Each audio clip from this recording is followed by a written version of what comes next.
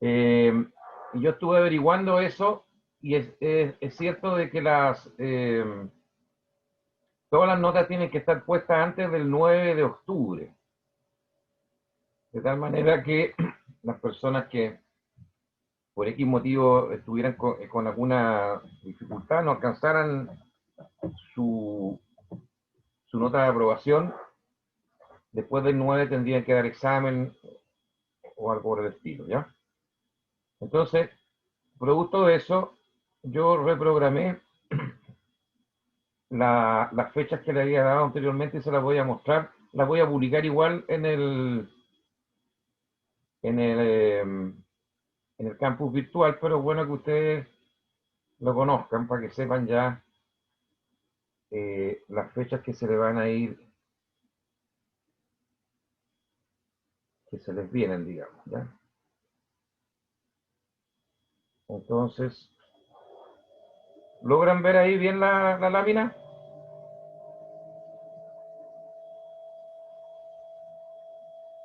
Sí, profe. Ah, ya.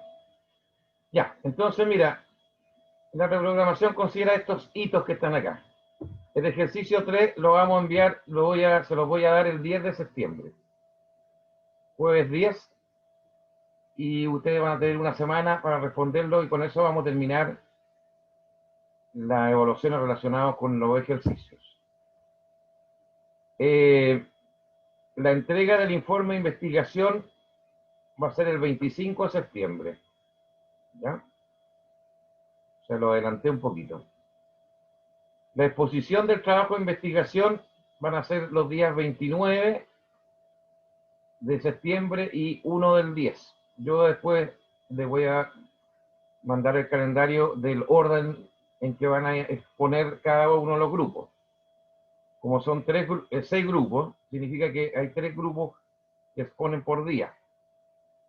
Y ahí voy a definir el horario y además les voy a dar algunos antecedentes de cómo debería ser esa presentación, qué contenido debería tener, cuánto dura la presentación, etc.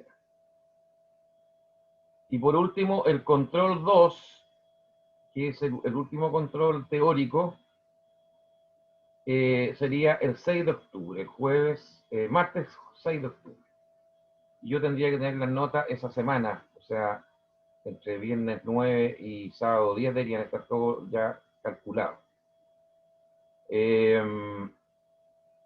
Luego, como en esa semana del 29 no hay clases,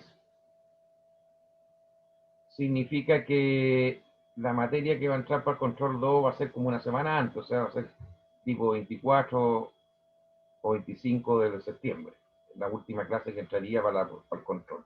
Eso también se los digo en el momento cuando ya se vayan acercando a la fecha.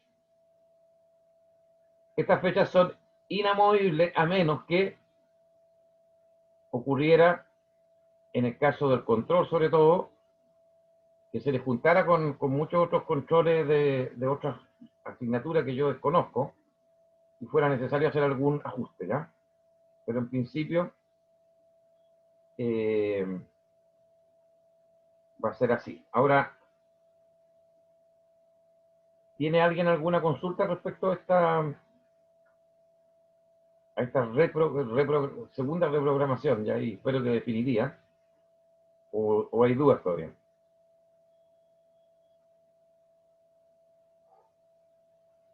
No hay dudas. Bien. Profe, yo tengo una duda. ¿Quién El tema habla? del ¿Quién ejercicio habla? 3, Antonia, Ya, dime. Antonia. ¿Sí? eh, ¿Usted lo envía el 10 de septiembre para que nosotros lo trabajemos o lo va a enviar antes y lo tenemos que enviar el 10 de septiembre? No, no, yo el 10 se lo envío y ustedes lo tendrán que ¿Ya? entregar tipo una semana más, el 17 de septiembre, antes de las cuecas Del informe. y los asados. ¿Ya? Ya. Ya, Ok, muchas gracias. ok. Ya, entonces yo me voy a salir dejar de compartir acá para entrar en la presentación, porque hoy día partimos con un nuevo tema, una nueva materia que es muy interesante, ya la van a ver que es interesante, que tiene que ver con gestión de riesgos en proyectos. Entonces, yo a todo esto, anoche, bastante tarde, publiqué eh,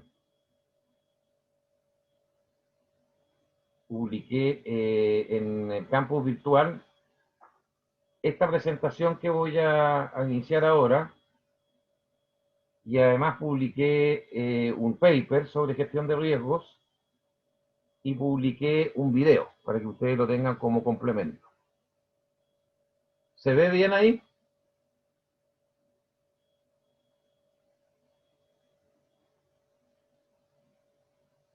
No escucho. ¿Se ve bien o no?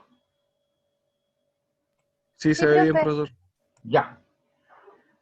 Bueno, a ver, antes de iniciar, ¿quién me podría decir lo que cree que abarca este concepto de gestión de riesgos? ¿Quién tiene alguna idea de aproximación al tema?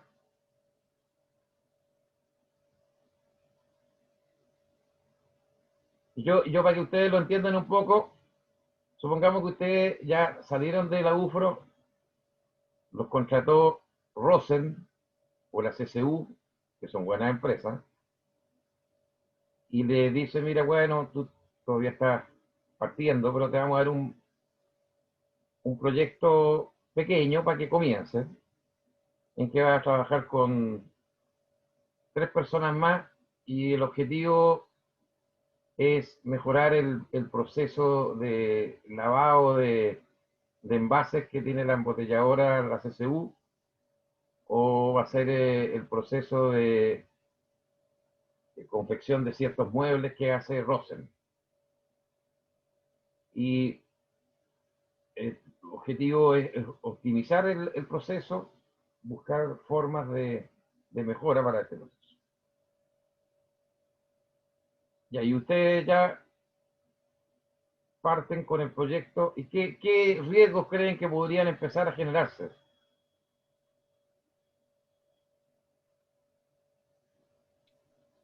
Profe, ¿Sí? Dime, yo lo veo como de dos lados. ya, Uno puede ser, por ejemplo, en lo de las botellas, que se genere mal un paso y que en un mal movimiento se rompan, o por el lado humano, que en el mismo proceso tenga un accidente. Entonces, ¿cómo bajar el porcentaje de riesgos dentro de un proceso? Tal vez algo así lo entiendo yo. ya, eso es una mirada del tema. Ya estoy de acuerdo con que pueden ocurrir algunos de Ujú. esos dos aspectos, es cierto. Y tú fuiste al proceso mismo, pero ahora viéndolo desde el punto de vista del proyecto, de ustedes como directores del proyecto. Eh,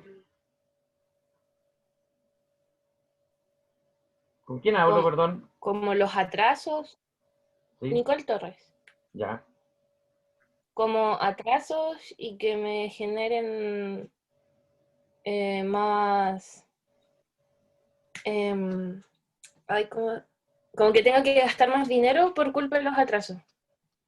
ya, pero ese atraso probablemente se podría producir porque la planificación del proyecto que lo puede haber hecho otra persona y te lo entregó a ti, o bien te pidieron que tú lo prepararas y a lo mejor no se hizo bien, obviamente va a generar un riesgo, porque a lo mejor tú dijiste, mira, para hacer esta actividad me demoro tanto tiempo y ocupo tantas horas hombre, y como no tenías experiencia, porque estabas partiendo, te salió una mayor cantidad de horas hombre y un mayor tiempo, y eso ya es un riesgo, ¿cierto?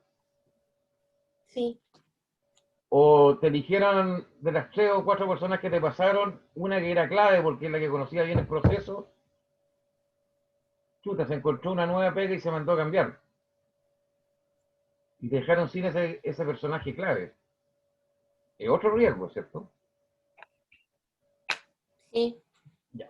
Normalmente uno, Por eso es como en humano y en recursos, exacto, o sea, es que lo que o pasa sea, es y en que materia. el proyecto puede tener riesgo en distintos. El concepto de riesgo en proyecto es un concepto mucho más amplio que el que uno normalmente conoce como prevención de riesgo y que tiene que ver con la seguridad de las personas. Ese es como el concepto más común, ¿cierto?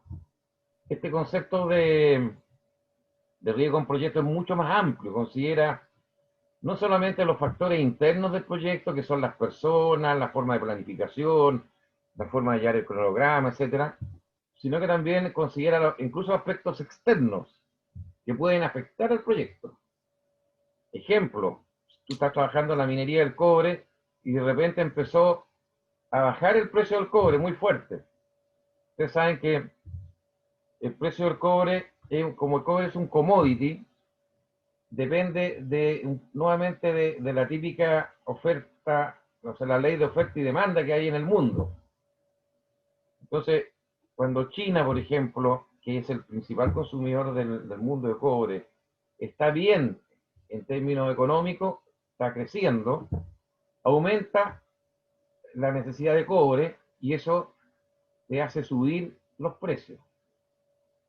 Al revés, cuando hay depresión, lo que ocurrió con China con la pandemia en la etapa preliminar, por lo que ocurrió a veces por conflictos mundiales, tensiones entre las dos potencias, Estados Unidos y China, o cualquier otra situación que ocurra, eh, baja la demanda en esos países y por lo tanto el precio se reduce. Entonces se dice que un piso mínimo para el cobre, por ejemplo, es 2,5 dólares por libra del metal. Y un precio razonablemente bueno es cuando sube a 3 dólares. Entonces, por ejemplo, el hecho de que están haciendo, de repente está comenzando un proyecto y empieza a bajar violentamente el cobre por alguna razón, podría tentar incluso con paralizar el proyecto. ¿Cierto? Porque los proyectos se tienen que realizar con dinero, con inversión. Y si el dueño del proyecto, porque tiene el dinero, empieza a ver que el negocio se empezó a oscurecer porque llegaron las nubes negras, viene la tormenta más o menos, y reflejado en que los precios se van hacia abajo, eso podría incluso hacer hasta paralizar el proyecto. O sea, un factor externo que no tiene nada que ver con el manejo interno del proyecto podría afectar fuertemente el proyecto. Bueno, y si extrapolamos un poquito este concepto de riesgo, también nosotros en nuestra vida personal asumimos riesgo en distintas fases de nuestra vida. Cuando salimos del colegio y tomamos la decisión de entrar a una carrera, a estudiar una determinada eh, vocación, por decir así, eh, también podríamos haber corrido el riesgo de no haberle acertado. Hay mucha gente que de repente se cambia de carrera o está 2 años usando una carrera y después igual no sigue, ya sea por gusto o porque a lo mejor no pudo pasar algunos ramos. Entonces ahí una decisión mal tomada puede afectarnos fuertemente, ¿no? Lo mismo pasa con el tema de cuando tú ya te estás emparejando. Elegir la persona con la que te empareja puede ser también sumamente riesgoso. En el sentido, bueno, ustedes lo han visto hoy en día hasta con los femicidios, ya es el caso extremo, digamos. Elegiste una pareja justo que era un tipo psicópata y chuta, está en riesgo tu vida. Pero no solamente eso, es la violencia intrafamiliar, el hecho que a lo mejor duras poco con la pareja, tienes crisis, no te entiendes. Es súper entonces relevante también analizar los riesgos que uno puede tener en su vida. Por lo tanto, este es un tema muy aplicable no solamente a proyectos, sino que también en la vida cotidiana. Entonces yo voy a comenzar tomando una foto de un accidente que hubo hace unos años atrás y aquí la van a ver ustedes. Esto fue un accidente que ocurrió en una mina de cobre, en que estos camiones gigantes, que son camiones que tienen 6 metros de altura, ustedes ven el neumático que tiene, hizo tira prácticamente esta camioneta, probablemente produjo la muerte de las personas que vivían adentro de la camioneta, y uno tendría que hacerse preguntas como, aquí hubo una acción insegura, o sea, el conductor de la camioneta como el conductor del camión realizaron acciones inseguras, o hubo condiciones inseguras del entorno en el lugar donde se desplazaban estos vehículos. ¿Qué opinión tienen ustedes?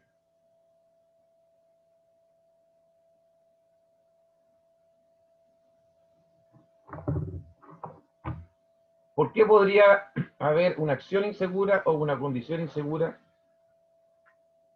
¿Y qué harían ustedes porque esto hay que evitarlo, ¿cierto? O sea, el riesgo, que en este caso se tradujo en un accidente con muerte probablemente, tenemos que hacer todo el análisis necesario para que esto nunca más ocurra, ojalá. Entonces, ¿cuáles de estas cosas ustedes abordarían para reducir o eliminar este accidente? ¿La acción insegura o las condiciones inseguras?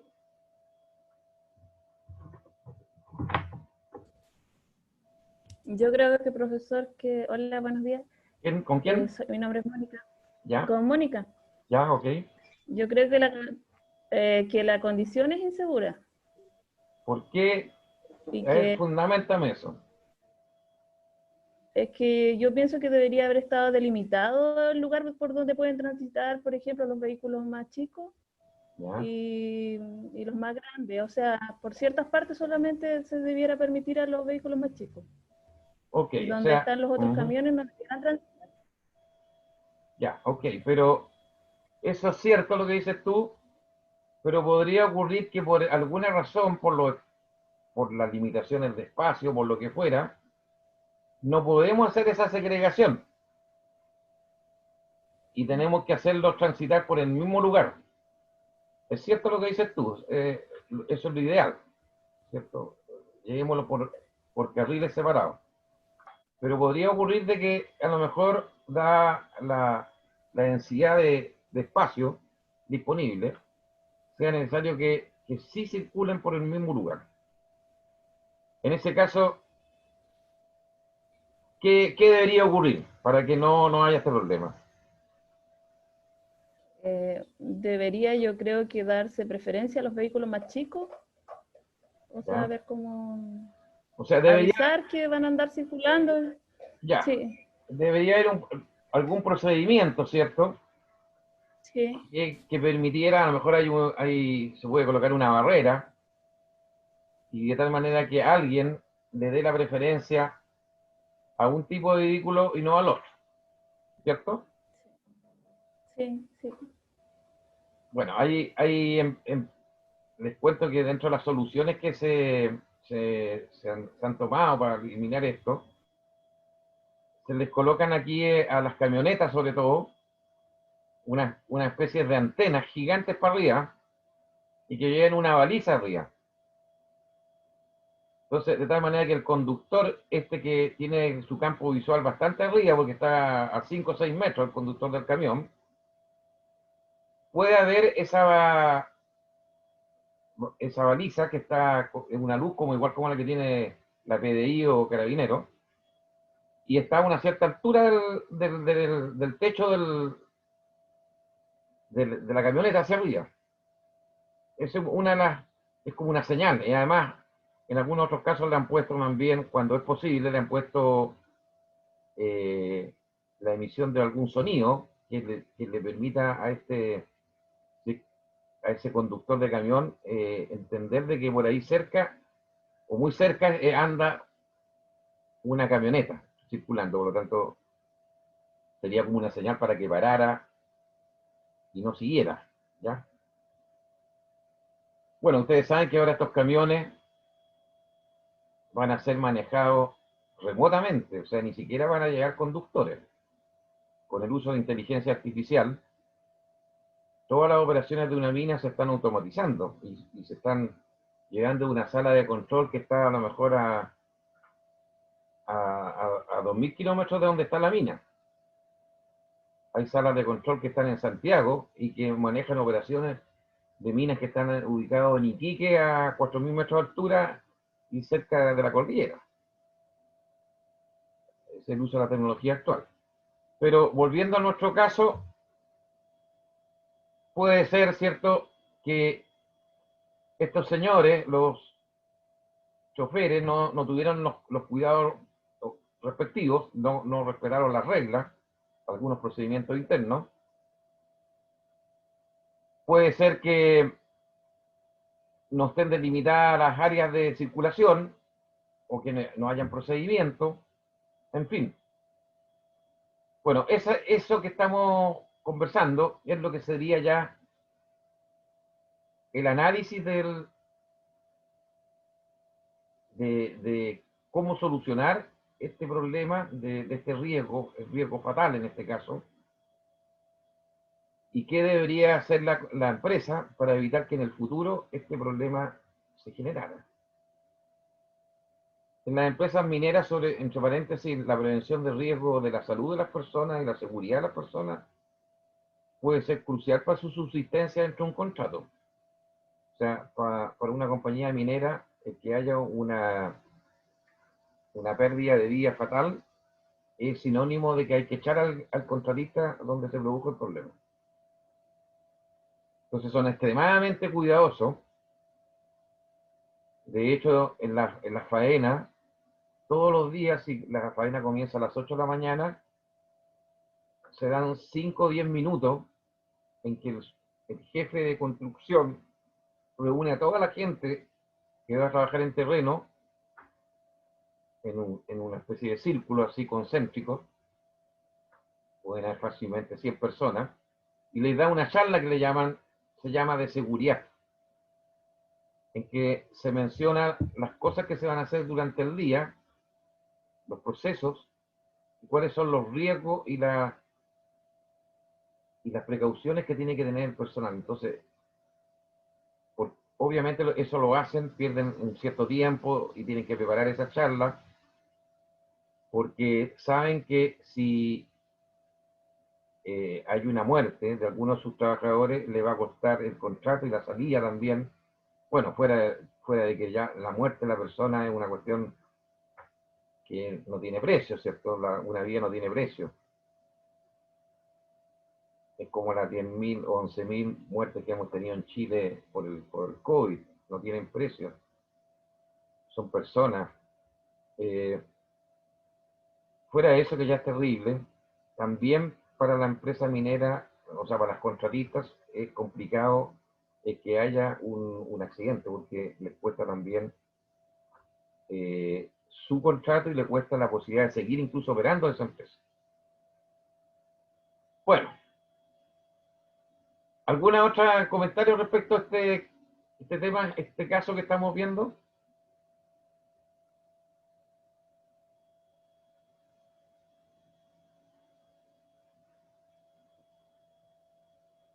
Tenemos 16 participantes, ¿cómo nadie me hace ningún comentario?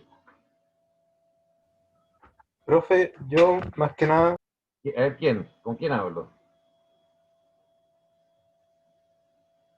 con Antonio, ¿Ya? Dime, Antonio. que me parece que, por ejemplo, en el caso de la minería, esa tasa de accidentabilidad o de fatalidad se ha ido reduciendo.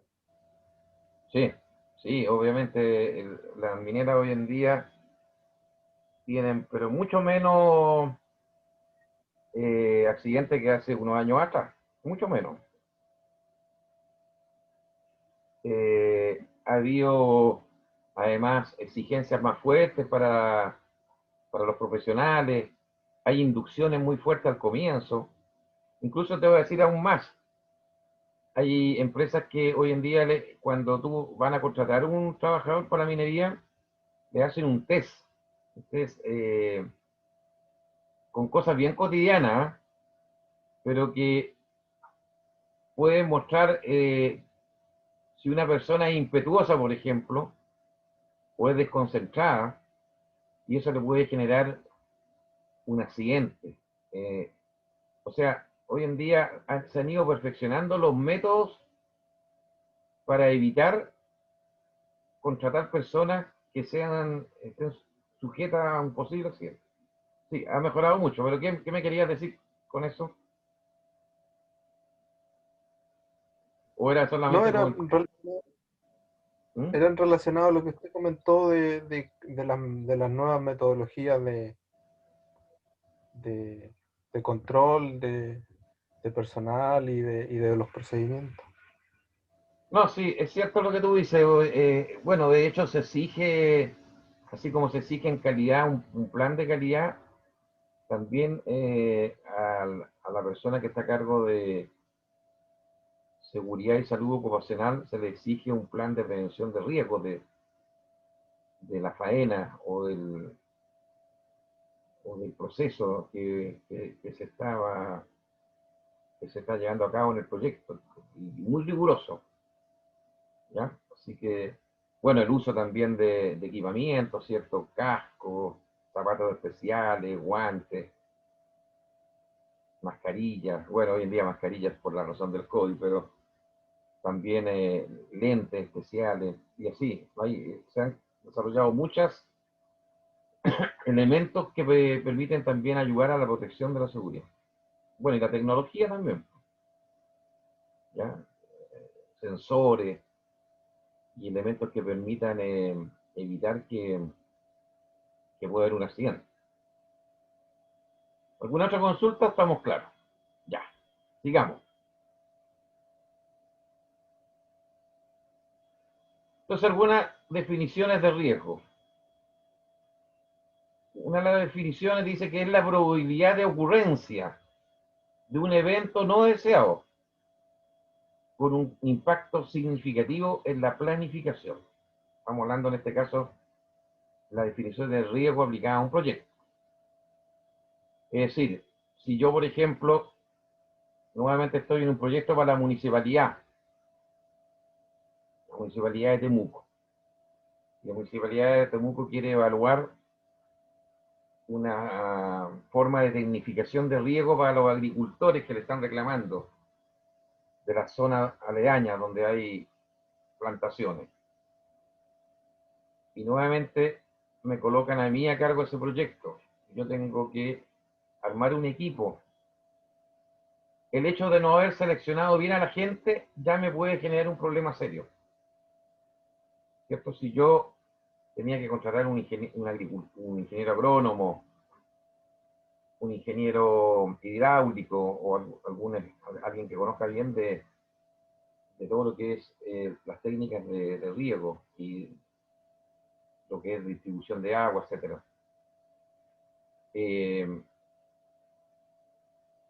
Y algunas otras personas para todo lo que tiene que ver con la construcción, etc. Si yo, alguno de esos personajes que me van a ayudar no fue bien elegido, ya tengo un serio problema. Un problema mayor, no menor. Luego, si esas personas diseñan algo y los planos van con errores, obviamente voy a tener problemas en la construcción. No van a calzar las cosas, voy a tener que reprocesar. Y así puede haber una cadena, por eso que es la probabilidad de ocurrencia. En algunos casos hay una alta probabilidad, en otros casos hay una baja probabilidad. Eso es lo que tiene que manejar el jefe del proyecto con su gente. ¿Cómo reduzco la probabilidad? Porque puede haber un impacto importante en el proyecto. De acuerdo al PMBOK del PMI, dice que el riesgo de un proyecto es un evento o condición incierta, que si ocurre tiene un efecto positivo o negativo. También puede ser efecto positivo, ¿eh? Después lo vamos a ver. En al menos un objetivo del proyecto, sea este de tiempo, costo, alcance o calidad. Esas son las definiciones. Bueno, aquí por ejemplo, es una cuestión media risoria, pero que refleja que estos señores que están llegando a esta carretita, haciendo un gran esfuerzo, con ruedas no apropiadas, y llegando a la rueda apropiada arriba, podría reflejar de que esta gente, por no saber la diferencia entre lo que significa movilizar este carro con este tipo de ruedas versus esta otra, ya están perdiendo una gran oportunidad. Que también es lo que le pasa al ser humano, cuando a veces no conoce cómo hacer algo bien hecho, como corresponde, con un cierto estándar, también pierde muchas oportunidades. Cambiar de repente un método de trabajo por otro puede significar un riesgo, pero también puede significar un efecto positivo, porque si lo hicimos bien, el cambio de método significó una gran oportunidad de mejora en productividad, por ejemplo. Entonces, el impacto que puede tener cuando uno asume un riesgo puede ser positivo o negativo. Va a depender de los resultados que tengamos con las acciones que estemos empleando. Hay una relación entre riesgo e incertidumbre. Se define la incertidumbre como la falta de certeza, convicción o conocimiento acerca de algo. Hoy en día, por ejemplo, con el cambio climático, hay cosas que se pueden predecir, ¿cierto? Un sifón o un tifón o un huracán, una tormenta o los cambios de temperatura, la pluviometría de un sector geográfico, todo eso se puede predecir porque hoy en día tenemos bases de datos, tenemos elementos, imágenes satelitales y una serie de herramientas de apoyo para que la meteorología sea más exacta, más predecible. Pero hay cosas como el deshielo de los geysers, o cosas ya más importantes que están ocurriendo incluso a nivel geológico en la Tierra, por el cambio climático, que son una incertidumbre.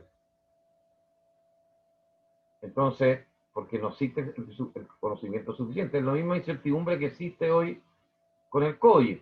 ¿Cuándo termina definitivamente esta cuestión? Se supone que cuando haya una vacuna. Pero no se sabe si esto puede, el mismo bicho, este virus, puede generar otro impacto. Uno está trabajando con mucha incertidumbre. Por supuesto que reduciendo la incertidumbre, redujo el riesgo. Y muchas veces la incertidumbre pasa por tener la información precisa, la información correcta. Bueno, la gente que, ustedes saben que cuando uno tiene una cierta capacidad de ahorro, podría ahorrar en un depósito en el banco, que es lo más simple. Coloco la platita en el Banco del Estado o en algún otro banco, a 30 días, 60 días, depende del tiempo que lo quiera, y el banco me va a dar una tasa del BIDIA, por decirlo así, que hoy en día es muy baja, porque como el IPC en Chile es bajo, significa que te va a dar un 0,2, 0,3% por mes. Por lo tanto, pero hay gente entonces que puede decir, miren, yo prefiero comprar acciones, pero las acciones ustedes saben que suben y bajan. Entonces, uno tiene que saber dónde tengo que comprar las acciones, de qué empresa tengo que comprar las acciones, para ver si en vez de ser un 0,3%, me aumente un 1% o lo que fuera, mayor en todo caso.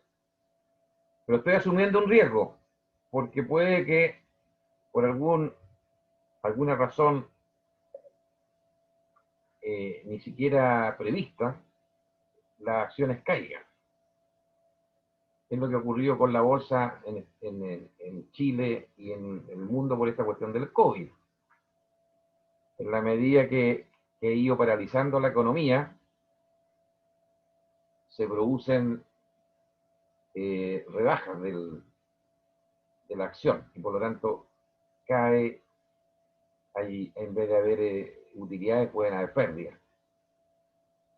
Entonces, en el caso de depositar en un banco por 30 días, me da poca plata de ganancia, pero tengo cero riesgo prácticamente.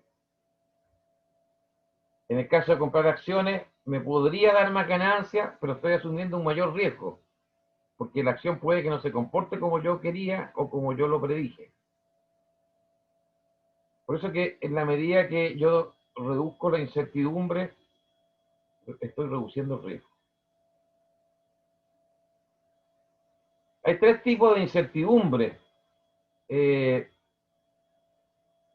muy particularmente en los proyectos, que tienen que ver con los proyectos.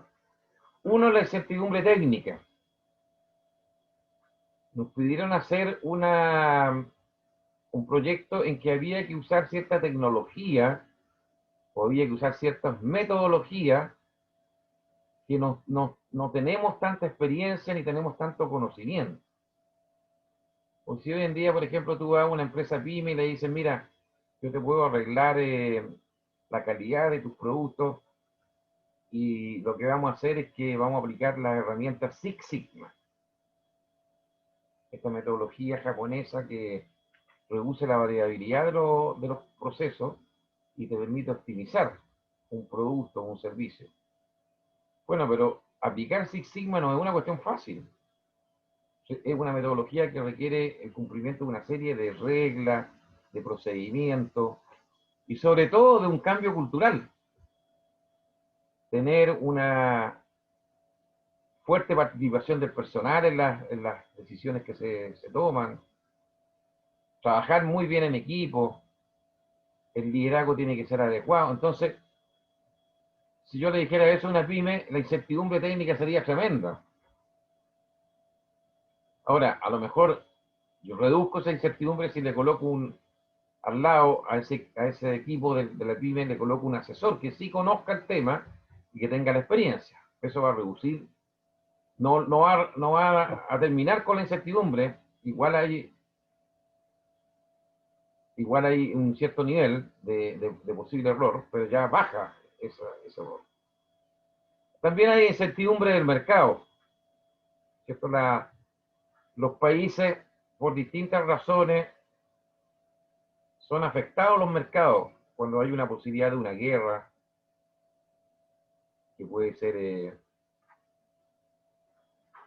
de impacto importante, cuando hay estos problemas sanitarios como lo que estamos viviendo con el COVID, cuando de repente en el oriente se producen crisis y eso afecta el petróleo, el precio del petróleo. Esta misma situación de la crisis climática, que todos hablan de que si no el mundo no baja la cantidad de contaminación en distintos temas, de aquí y en forma significativa, de aquí al 2040, el 2050 puede que estemos en un serio problema. O sea, está en un problema de riesgo el planeta. Y ustedes seguramente han escuchado que incluso con el uso del agua se habla que en el futuro van a haber guerras por la cantidad de agua que van a tener los países. O sea, son predicciones, ¿eh? No, obviamente nadie sabe, pero para que vean ustedes las incertidumbres que pueden producirse. Y también hay incertidumbres del negocio. El negocio puede ser afectado por distintas razones. Este mismo tema de la colusión que hubo en Chile, en algunos casos podría haber afectado a una empresa más que otra. Bueno, lamentablemente en nuestro país, muchas de las empresas que tienen monopolio aplican estas cosas. Entonces, es difícil porque no hay tanta competencia en el país. No los afecta tanto. De hecho, les colocan multas o cosas menores. Por ejemplo, no voy a dar nombres para no... Pero en la minería, una empresa importante de la tercera región, en todos sus papeles, cuando pidió el permiso ambiental, porque cuando uno inicia un proyecto tiene que, cierto, que elevar una solicitud de permiso relacionado con el impacto que tiene el proyecto en el medio ambiente. Y eso lo tiene que autorizar el Ministerio de Medio Ambiente. Y ahí piden información técnica, información del proyecto bien detallada, y los especialistas la revisan. Bueno, de acuerdo, esa empresa, de acuerdo a todo lo que presentó, la cosa andaba súper bien. Se lo aprobaron. Pero ocurrió que bueno, como los ministerios tienen poca gente para verificar que las cosas se hagan bien en terreno, en la práctica, porque son ministerios con poca dotación de personal, ocurre que no siempre van a las empresas a verificar esto. Bueno, el proyecto de esta compañía minera, cuando partió, se demoró 4 o 5 años, no pasó nada en esos 4 o 5 años, y como al tercer año de operación, llegó gente del Ministerio de Medio Ambiente a hacer una auditoría, una revisión de cómo se estaban usando los recursos de esa minera y cómo estaba impactando, y se encontraron con la gran sorpresa de que estaban contaminando seriamente, y más bien dicho, estaban explotando las napas de agua, y eso estaba afectando todos los sistemas de regadío de los agricultores que estaban en los alrededores de esta minera. Bueno, eso generó que al final la empresa tuvo que pagar una cantidad vista para uno sería como, oh, chuta, que le aplicaron una super multa, no sé, creo que eran como 5 millones de dólares. Pero el daño que hicieron estas empresas es tremendo. Tremenda, ya por una mala práctica. Entonces también hay incertidumbre del negocio, también por malas prácticas.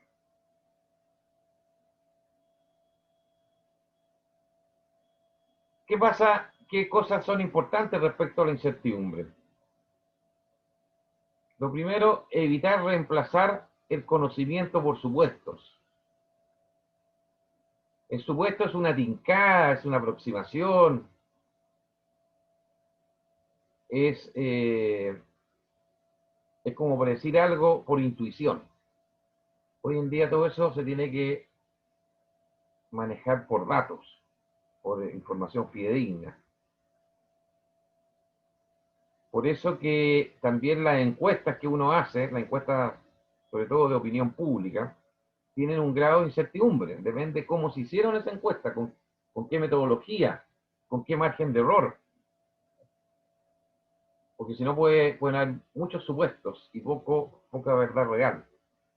Lo otro, aceptar que siempre va a existir una incertidumbre residual. Por mucho que hagamos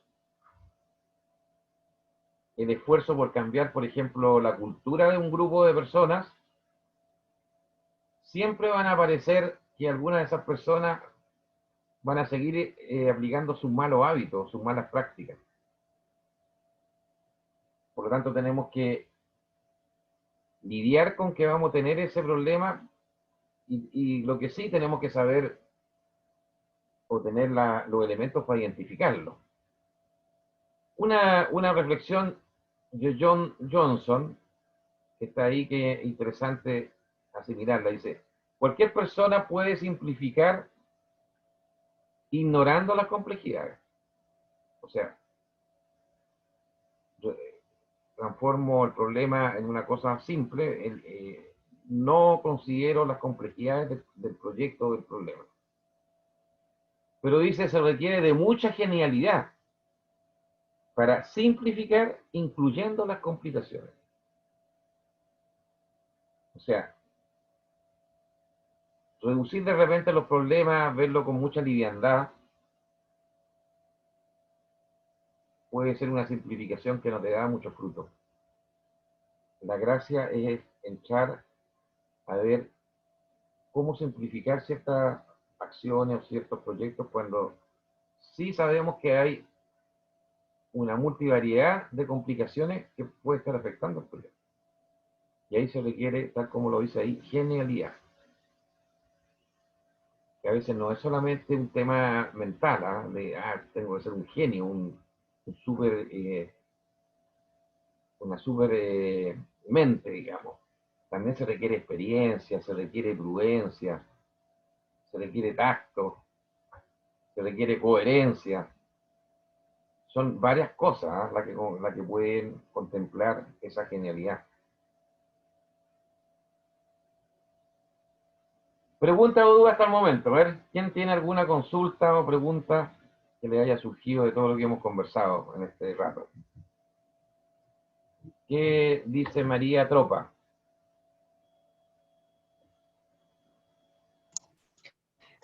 Hasta ahora no, profesor. Todo claro. ¿Está claro? Ya. Sí, profesor. ¿Y está por ahí Francisco Coronado? Sí, profe, yo justo le quería hablar. Ya, dime. Quería ver si uno como industrial se puede especializar en esto, como en la gestión del riesgo, ¿no? Si hay como una O sea, especialidad, un máster, un diplomado, o sea, o si tú... solamente es por, No, como, mire, no sé, ya explíqueme, a ver. a ver si, mira, si tú quieres trabajar a nivel de proyectos, hay muchas empresas que trabajan con especialistas en gestión de riesgos, en esto que estamos viendo. No hay una especialización así única como bueno, no he visto así diplomados, pero hay cursos de especialización. Hay empresas que aún son más exquisitas y ya no solamente tienen un experto en gestión de riesgo para un proyecto, sino que tienen un experto en gestión de riesgo para toda la empresa, a nivel corporativo. Normalmente esas son empresas muy desarrolladas, digamos, ¿cierto? Que tienen profesionales especialistas porque tienen claro que el riesgo puede ser muy relevante para el negocio. Lamentablemente esas empresas no son muchas, porque son o las grandes empresas o son las empresas que tienen capitales extranjeros, porque justamente los que vienen con capitales extranjeros vienen de culturas más desarrolladas y por lo tanto este tipo de temas los aprecian más. O sea, respondiendo a tu pregunta, sí, es posible especializarse y es posible entrar en este tema y encontrar buenas oportunidades. Hay que asumir, manejar algunos cursos, o sea, tomar algunos cursos de especialización, saber algunos software que hay que están presentes y que ayudan a este tema, y por supuesto empezar a hacer muchos ejercicios, digamos. Normalmente uno a veces contrata consultores especialistas cuando uno quiere hacer un taller de gestión de riesgo. Casi siempre en los proyectos grandes, cuando tú vas a comenzar un proyecto, el jefe de proyecto se reúne con todo su equipo y se encierran por 2 o 3 días. Bueno, hoy en día ya no se puede hacer eso, se podría hacer por videoconferencia, en que Se trabaja en lo que se llama el trabajo en equipo, y en algunos temas específicos. Uno de los temas específicos es construir la matriz de riesgos del proyecto. ¿Cuáles son todos los riesgos que podrían haber en el proyecto que se está iniciando? Y ahí el especialista, ya sea propio o consultor externo, obviamente va a hacer un aporte importante. ¿Te respondo bien o quedas con duda? Sí, me responde bien. Igual tengo otra duda. ¿Sí? Por ejemplo, ¿cuál sería el aporte del ingeniero industrial versus el ingeniero en prevencionista de riesgo? Porque se supone que él debiese saber todo, po. Se No, especializó en esa área. no, es que Entonces no sé. estás confundiendo. Acuérdate que dijimos que el de prevención de riesgos ve los riesgos relacionados con las personas. Ah, ya, el otro en prevención de riesgo, como accidente, Claro, residencia. Ya, ya, ya. él ve Este otro, sí lo entiendo. este otro ve todos los tipos de riesgos, incluyendo incluso los anteriores. O sea, el que hace risk management, que se llama, o gestión de riesgo, es un ingeniero con una visión mucho más macro, más holística, que comprende todo tipo de procesos y todo tipo de posibilidades. El otro está más circunscrito a lo que tiene que ver con las personas, ¿ok? Con las personas que Como el tema de la afectan. prevención, el Exacto, tema de la incidencia. exacto. Ya, Son claro. dos Ya. Sí lo entiendo, ámbitos gracias. distintos. Bien, aquí va Ya. en una carretera un vehículo. Si va a muy alta velocidad y hay una curva, puede pasar cualquier cosa, ¿cierto? Se puede dar vuelta porque a lo mejor la fuerza centrífuga lo tiró hacia afuera. Puede chocar si es que se salió un poquito la pista. O sea, aquí hay una probabilidad de ocurrencia de que este auto tenga un evento no deseado. O se desconcentró el chofer, o se venía con sueño y perdió la concentración, o lo llamaron por el celular y justo tomó el celular y eso le pidió, o sea, le hizo perder el control, y así sucesivamente. Entonces, este vehículo que va aquí, dependiendo de la velocidad con la que va, del nivel de manejo que tiene su chofer en términos de atención y de cuidado, podría generar un riesgo de choque, de volcamiento, y con un impacto que puede ser terrible, incluso la pérdida de vida de esta persona. O a lo mejor él va súper bien, pero el tipo que viene del otro lado acá, fue él el que tuvo el problema. Muchas veces ha ocurrido eso, que tú vas en un sentido y por el otro lado viene otro personaje y por X motivo algo pasó y chocaron de frente. Y tú no tuviste nada que ver, o sea, tú fuiste una víctima del problema. Entonces, los riesgos, por eso que se dice es una función, así como uno habla de variables X, Y y Z, aquí va a ser de la probabilidad de ocurrencia y del impacto. Y, perdón, y del impacto que va a generar un impacto, que puede ser mayor o menor dependiendo de cómo eso afecta el sistema o el proceso, o en este caso a la persona con su vehículo. Si son las puras latas, bueno, eso es arreglable, pero si es la vía, eso no se puede arreglar, lamentablemente. Entonces, ahí tenemos desde impactos menores hasta un impacto ya terrible.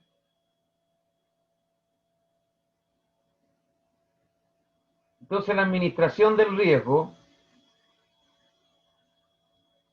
que considera, aquí está los riesgos del proyecto, que pueden ser, afecta a todas las áreas de conocimiento, la integración, el alcance, la calidad, el tiempo, los costos, etc., se define como el proceso de identificar, por un lado, los riesgos, dónde podrían ocurrir, en qué procesos, en qué ámbito, en qué áreas, con qué recursos. Evaluar esos riesgos, evaluar su importancia, son muy importantes, menos importantes. Cuantificarlo, esa cuantificación se logra considerando, después lo vamos a ver, viendo cuál es el nivel de impacto que tiene y cuál es el nivel de probabilidad de ocurrencia. Entonces, el proceso de identificar, evaluar, cuantificar, actuar frente al riesgo. Una vez que ya lo hemos cuantificado y sabemos que es importante, tenemos que actuar. Ahora, es distinto actuar cuando ya se generó el riesgo a actuar antes. Es como un incendio. Si se produce un incendio hay un riesgo grande. Pero cuando ya el incendio se declaró, el actuar en el fondo, tratar de reducir el impacto que ya empezó a generar, porque ya está desatado el incendio. La gracia es qué hago o cómo actúo para evitar que el incendio ocurra. Por eso que están estos, en los edificios están estos que se llaman estos sprinklers, ¿cierto? Que son estos detectores de humo que están en los cielos de la oficina o de un galpón o en cualquier lado, y que tiene un sensor que detecta si es que hay una posibilidad de que algo se está quemando, un proceso de combustión. Y ese sprinkler, con ese sensor, acciona un sistema de rocío o de lucha de agua. Hay un sistema de protección contra incendios en que hay cañería y hay bombas y estanques, con los cuales se impulsa entonces agua para apagar ese incendio desde el minuto en que empezó el tema. Entonces, ese es un método en que se usa la tecnología para reducir el efecto, el impacto del riesgo. También este proceso permite generar planes de contingencia y también monitorear y controlar los riesgos del proyecto. O sea, todos estos elementos que están ahí es parte de la administración del riesgo. ¿Cuáles son los factores que podrían afectar fuertemente el riesgo en un proyecto? En la calidad de la planificación, la correlación entre relación y supuesto. Si hay muchos supuestos y poco conocimiento objetivo, eso va a afectar. La fidelidad de ejecución del plan. El plan puede estar muy bonito escrito en el plan de gestión del proyecto. Puede ser un documento bien diseñado. Pero si la implementación no es correcta, o porque la cultura de la gente no corresponde, o porque la supervisión es mala, o el liderazgo no corresponde, eso va a fallar, va a tener un riesgo importante.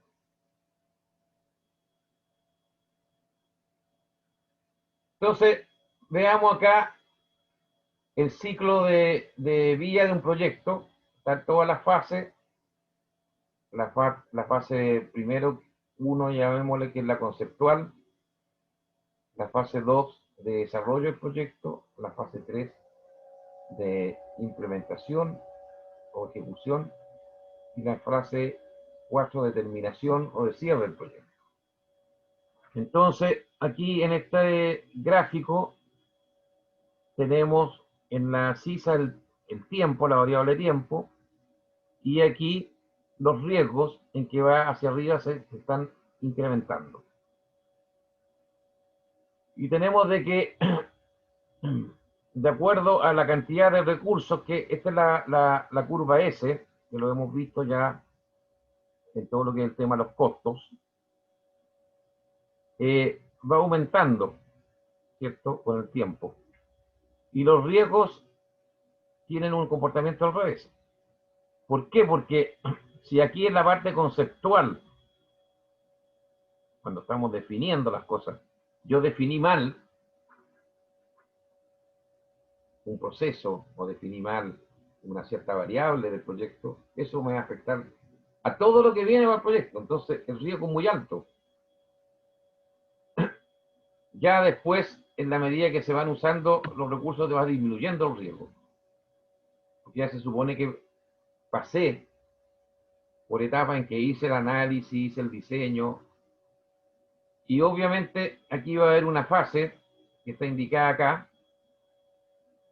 en que el periodo en que el riesgo genera el más alto impacto.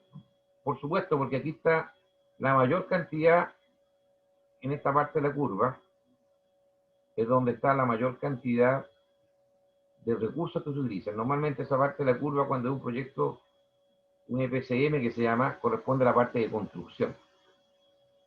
En la construcción, por ejemplo, un proyecto minero, pueden trabajar 5.000 personas. Está trabajando en el pic de la construcción. En cambio, en ingeniería van a trabajar 200, 300. Aquí están trabajando 5.000. Entonces, en esa fase es donde están los más grandes, los riesgos que generan más alto impacto.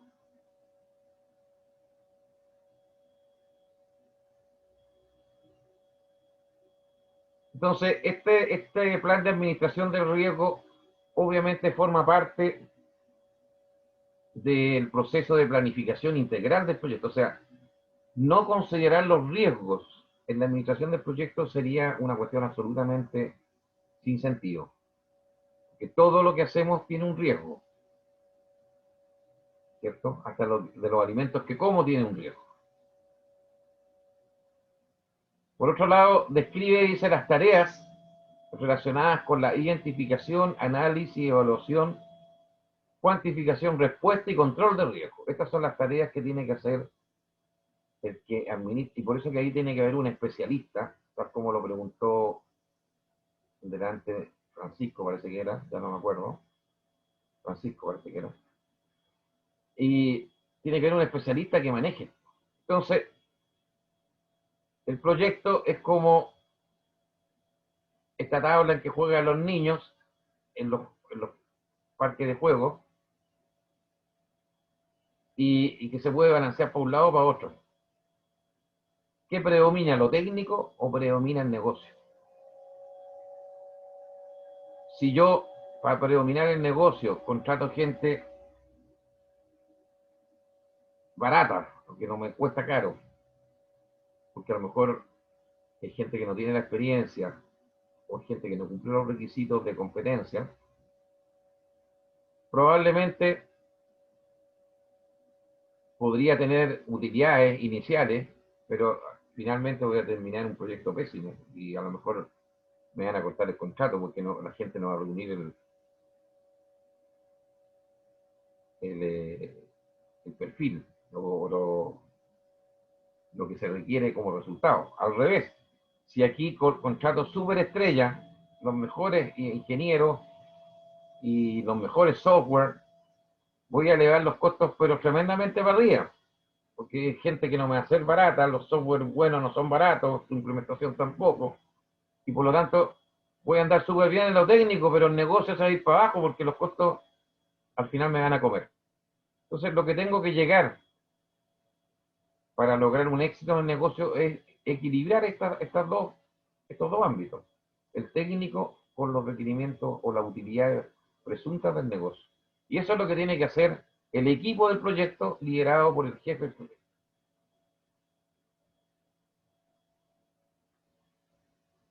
Aquí hay un plan de administración del riesgo, que es un modelo, que qué contenido debería tener este plan. Primero, una introducción en que se resumen, se describe el proyecto y se describen los posibles riesgos. Después, qué documentos son aplicables y definiciones. O sea, aquí pueden haber planillas, pueden haber procedimientos específicos. ¿Qué organización, roles y responsabilidades hay con respecto al riesgo? ¿Cuáles son los hitos programados respecto al riesgo y sus revisiones? Y lo mismo se hace con la identificación y evaluación de riesgo, con el análisis y la mitigación y algunos apéndices, o que son en el fondo formatos de apoyo y tablas que pueden servir para estos contenidos que están más arriba. Si ustedes se fijan, acá hay modelos de evaluación de riesgo. Después les voy a mostrar un modelo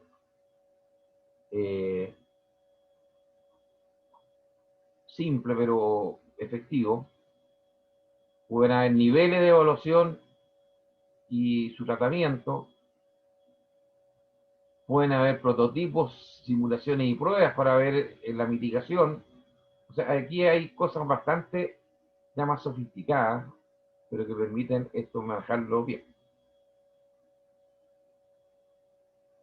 Vamos a ver, antes de... Sí, todavía tengo tiempo. Voy a ver... Les voy a mostrar un proyecto de ingeniería, pero esto es aplicable prácticamente para cualquier proyecto, ¿eh? Decíamos delante que el riesgo es una función de dos cosas, de la probabilidad de ocurrencia y además el riesgo va a generar un impacto.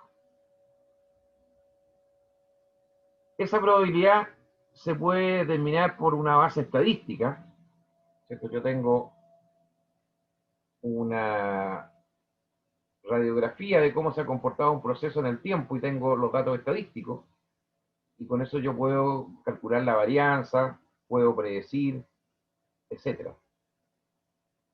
Si a eso le agregamos el juicio experto, o sea, la intuición, la experiencia, el conocimiento que puede tener gente que ha visto el tema por bastantes veces y que ha aprendido también de sus errores, ha encarnado las lecciones aprendidas, eso se puede enriquecer y obviamente la probabilidad va a tener más certeza. Y dentro del impacto que puede tener el proyecto puede haber costos de remediación o de reparación, ¿cierto?, de una acción, de un problema que generó el riesgo. Pueden haber atrasos, pueden haber compensaciones o multas. A veces las empresas colocan multas cuando el problema es importante. Puede haber recuperación de imagen, si es que ya el impacto afectó en el mercado, la imagen de una empresa. Pueden, etcétera. Pueden haber distintos riesgos y con distintos impactos. Veamos, aquí hay una matriz, esta es una metodología que puede usarse por un análisis. Pueden haber otras, pero esta se la estoy mostrando, en que acá tengo el impacto y aquí tengo las amenazas o lo que serían ya efectos negativos y las oportunidades que serían los efectos positivos. La probabilidad desde muy baja hasta muy alta, y aquí podría tener con rojo marcado los riesgos altos. Eso lo define cada empresa. En este caso tengo un impacto alto, muy alto, y tengo una probabilidad muy alta, en este caso 0,72. En el 0,24, si ustedes se fijan, tengo un impacto muy alto y probabilidad muy baja, pero esto igual para una empresa puede ser relevante de tratarse, porque aunque sea baja la probabilidad, si ocurre, es tan alto el impacto que me puede dejar de escoba. Entonces yo tengo que tener ciertos criterios. Este es un criterio para identificar los efectos negativos y los positivos.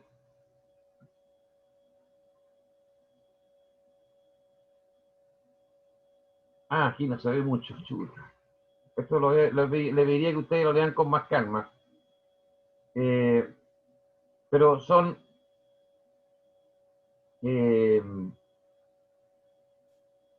objetivos para que pueden tener un impacto negativo o un impacto positivo. Puede ser una amenaza o una oportunidad. Entonces, por ejemplo, en el costo, cuando el nivel es muy bajo, puede significar, implica un aumento del costo significativo. Cuando es muy alto,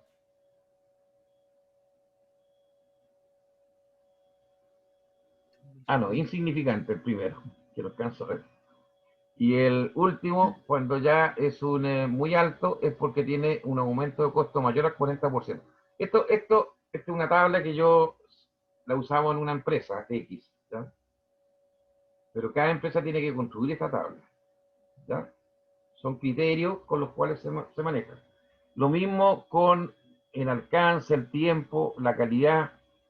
Por ejemplo, para la calidad muy bajo, significa una degradación de la calidad apenas perceptible. O sea, no tengo una sensación de que está descontrolado en términos de aseguramiento y control de calidad.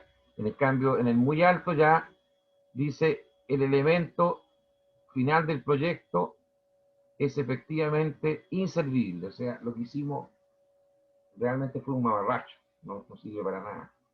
Desde el punto de vista calidad no sirve para nada. Entonces, esto yo puedo definirlo para eventos que tienen un efecto negativo o una amenaza, y para eventos positivos, por ejemplo, oportunidades. En el tiempo, cuando es muy bajo, significa eliminación del tiempo insignificante. Fui capaz de eliminar o manejar mejor el tiempo, eliminar los tiempos perdidos, por decirte, los tiempos ociosos, en forma insignificante. En cambio, cuando es muy alto, es que disminución del tiempo mayor al 20%. O sea, logré reducir los tiempos de ejecución de la tarea en un 20%. Porque automaticé algo, porque cambié el método de trabajo, por distintas razones.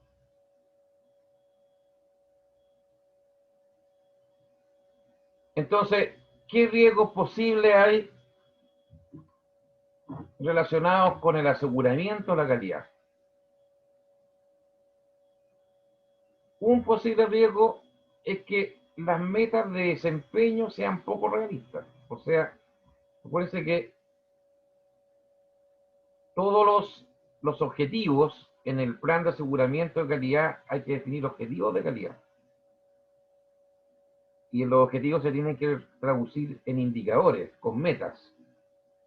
Entonces, por ejemplo, un objetivo de calidad es que el nivel de rechazo sea menor. Supongamos que tenemos una empresa que el proyecto significa fabricar muebles de madera. Y queremos que menos del 1% sea rechazo por parte, ya sea del área de producción nuestra o ya sea por parte del cliente final. A lo mejor esa meta no es realista porque con el nivel de tecnología que tengo y con el nivel de personas que trabajan en la modelería o en la fábrica, no es posible. Estoy teniendo una meta de desempeño poco realista, y ese es entonces un riesgo, porque estoy asumiendo un posible desempeño que no va a ser posible alcanzar. La trazabilidad es deficiente. Ustedes han visto el tema de la trazabilidad aquí hoy en día en el COVID, pero este concepto de trazabilidad viene desde hace muchos años y tiene mucho que ver con la calidad. Cuando la Toyota, por ejemplo, la Volkswagen o cualquiera de estas empresas internacionales tiene una falla,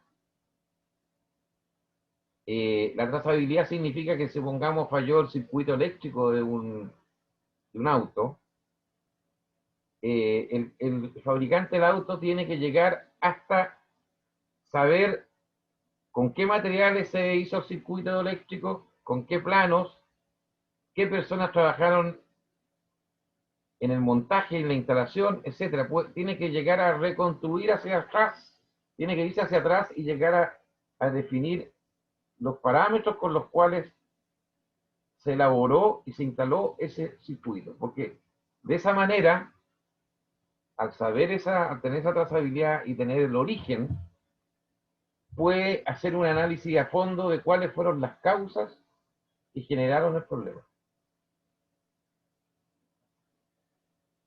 Entonces, si hay trazabilidad deficiente, yo no puedo tener una predicción adecuada para hacer los análisis de causa, y por lo tanto ahí tengo un riesgo. Si hay mala gestión de control documental, o sea, en proyecto hay que tener un sistema documental para revisar documentos, para validar los documentos y para aprobar los documentos. Tengo que tener un sistema documental para identificar cada documento a través de un código alfanumérico, quiénes tienen acceso y quiénes no tienen acceso a esa documentación. Tengo que tener un sistema documental para distribuir la información dentro de muchas personas o mucha gente que está interviniendo en el proyecto, etc. Si eso no funciona, puede generar serios errores, como por ejemplo, que le llegue a la gente de construcción un plano que no era la última versión del plano, sino que era un plano con errores. Y por lo tanto, el que está construyendo, creyendo que ese es el plano correcto, hizo algo malo, porque la información de entrada que tenía no era correcta. Y eso es por falla del sistema de control documental. Otro riesgo es que el equipo de proyecto no respeta procedimientos. Un procedimiento tiene pasos que seguir, en forma ordenada, en forma secuencial. Si hay alguien que se salta esos pasos, o le agrega de su cosecha en base a su experiencia personal, pero no en base a un estándar, sino que puede ser su mala práctica, eso va a generar serios riesgos. Eso pasa mucho, entre paréntesis, en las empresas productivas. Voy a salir un poquito, pero para contarles. Pasa mucho con la gente que opera las máquinas. Yo me acuerdo que en un proyecto años atrás, que me tocó ver, en una empresa que hacen lo que se llama impresión offset, que son impresiones de muchos colores, fotos que se instalan, por ejemplo, para estos lecheros que están al lado de la carretera, que uno ahí tiene una foto gigante. Eso se hace en una impresión offset. Entonces, uno de los problemas que tenía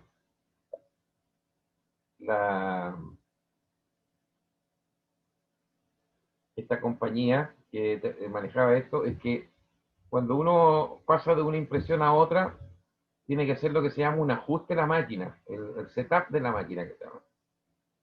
En que uno tiene que ajustar los colores, las tintas, las velocidades de impresión, al pasar de un trabajo al otro. Y esa empresa determinó que esos tiempos de setup eran muy largos. Entonces empezó a estudiar cuáles eran las causas. Y una de las causas principales que descubrió era de que el operador de la máquina no tenía un procedimiento estandarizado para manejar su máquina. Normalmente en una empresa son pocas las que tienen procedimientos estandarizados. Entonces llega alguien a una compañía, un trabajador, estamos hablando de un operativo, y lo meten como ayudante del operador principal. Y el operador principal es alguien que lleva 20 o 30 años trabajando, que a su vez aprendió de otro que estaba antes que él. Entonces, todo es por un aprendizaje, por decir así, informal. Y por lo tanto se van acumulando prácticas que no son las correctas. Entonces, lo que hicieron en esa empresa es que pusieron a un ingeniero trabajando al lado del operador como por 6 meses para entender cómo funcionaba bien esa máquina. obviamente también revisaron los catálogos que le había mandado el fabricante, de operación de la máquina, etcétera, y con eso diseñaron un procedimiento.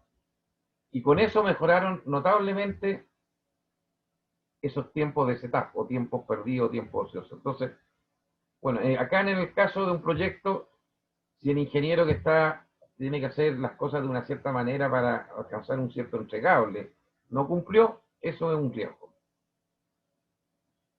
También podrían ser auditorías poco efectivas. Acuérdense que en calidad se usan revisiones independientes hechas por auditores especialistas que van a verificar si los procesos están funcionando bien o no. Bueno, si esa inspección no es bien realizada, no hay una buena metodología, detrás de eso también es un riesgo, porque me podría estar dando una foto irreal. A lo mejor, según esa auditoría, está todo funcionando bien. Y en la práctica, lo que pasa es que la metodología no fue capaz de llegar al fondo del problema. Ineficiente manejo de NC. NC son no conformidades. OM son oportunidades de mejora. O sea, cuando hay una revisión uno encuentra desviaciones, a esas se llaman no conformidades. Y las oportunidades de mejora son problemas que no son tan relevantes como las no conformidades, pero igual admiten que el proceso tenga una mejora. Si algunas de estas situaciones no las estoy haciendo bien, estoy generando un riesgo, porque en vez de encontrar solucionar los problemas, esto es como el médico que detecta una enfermedad, pero que no tiene claro el origen de la enfermedad y empieza a darle puros remedios que no sirven. Obviamente ese enfermo no se va a mejorar. Acá pasa lo mismo si no manejo bien las no conformidades y la oportunidad. Y por último está el pobre manejo de indicadores. O sea, los indicadores son una fuente, una luz, llámese como un farol que guía un barco, pero si ese farol está malo, o es como la brújula que guía a alguien cuando está perdido, pero si esa brújula está descalibrada, no lo va a llevar a buen camino. Aquí pasa lo mismo con los indicadores. Si el indicador no es el correcto, no está bien calculado, las fuentes de información no son las correctas, si no se hizo una buena difusión, etcétera, etcétera, eso va a generar un riesgo desde el punto de vista de la calidad. Bien, hoy día voy a dejarlo hasta acá. En realidad yo creo que hay mucho más todavía que ver. Voy a irme por varios ámbitos viendo el tema de los riesgos. No sé si alguien tiene alguna duda o consulta.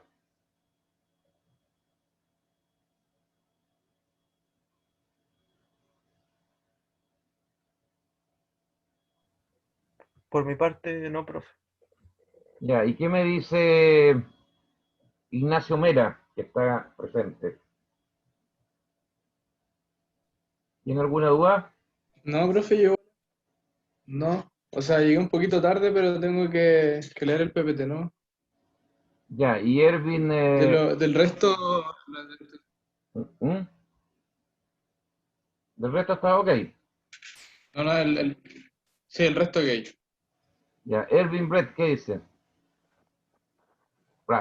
Erwin Brett. ¿Está presente?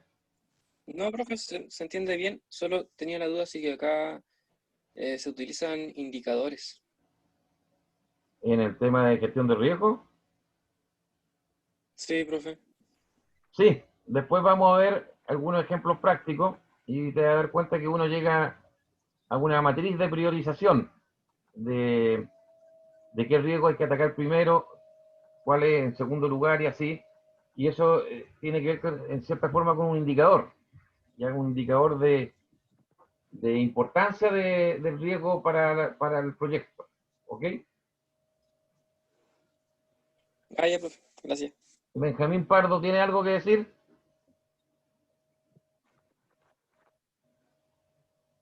¿O no está, Benjamín? ¿Me escucha, profe? ¿Sí? ¿Tienes alguna pregunta? No, yo creo que era... Por el momento nada. De hecho, me quedó muy claro también con los ejemplos que dio al principio del tema de la minería y Ya. con la diferencia entre la condición y la acción. Perfecto. Ya, pues miren, este tema es bastante interesante, vamos a seguir dándole y probablemente va a ser parte de lo que van a tener que hacer en el ejercicio 3, en temas más reales. Así que nos estamos viendo el próximo martes, espero que tengan un muy buen fin de semana y cualquier cosa estoy atento a sus inquietudes. Que estén muy bien, nos vemos, que estén bien. Bueno, profe, Gracias, buen profe, fin que de esté semana. bien. Ya, Chao. chao. Chao, profesor. Chao, profe.